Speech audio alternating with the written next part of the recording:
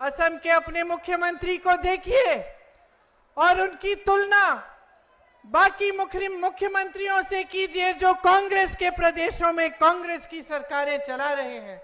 आप रेवंत रेड्डी से पूछेंगे कि रेवंत जी तेलंगाना में आप क्या कर रहे हैं, तो वो आपको सारे काम गिनाएंगे।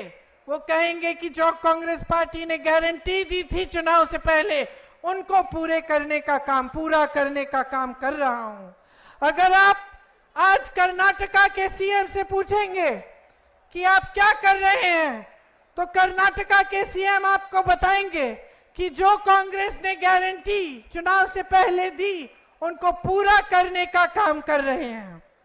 इसी तरह से जहां जहां कांग्रेस की सरकार है आप वहां के सीएम्स को देखिए और आपको पता चलेगा कि सेवा के लिए समर्पित हैं।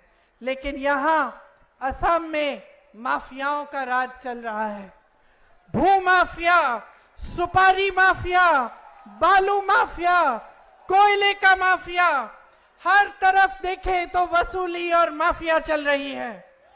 यहां पे सरकार जितने स्कैम करती है, चाहे वो किसान का संपदा स्कैम हो या पीपीई किट पे स्कैम हो या फ्लाईओवर का स्कैम हो, चाहे गाय की तस्करी जो खुलेआम हो रही है और कोई रोक नहीं रहा है, ये सारी चीजें चल रही हैं आपके प्रदेश में, लेकिन विकास का काम नहीं हो रहा है, आपका काम नहीं हो रहा है।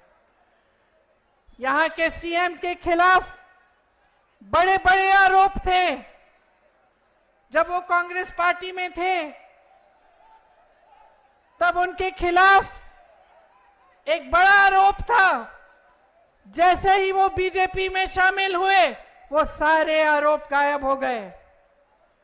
बीजेपी ने एक वॉशिंग मशीन बनाई है जिसके अंदर जिसको डालो पहले वो भ्रष्ट कहते हैं, जो भ्रष्ट होता है दूसरी पार्टियों से लाके अपनी वॉशिंग मशीन में डाल के साफ कर देते हैं। तो ये सबसे पहले इन्होंने आपके ही सीएम के साथ किया और ये मिसाल बन गया पूरे देश के लिए कि एक तरफ ये कहते हैं कि भ्रष्टाचार हो रहा है और दूसरी तरफ जो भ्रष्ट है उसको अपनी पार्टी में ले लेते हैं और सारे आरोप सारे के सब थम जाते हैं, ठंडे बस्ते में डाले जाते हैं। यहां पे जो सरकार है उसका ध्यान आप पे नहीं है, अपने बिजनेस पे है। कहां से बिजनेस होगा, कहां से कमाई आएगी, कहां पे कौन सी माफिया चल रही है उसके साथ साठगांठ करना, यही इस सरकार का काम हो गया है।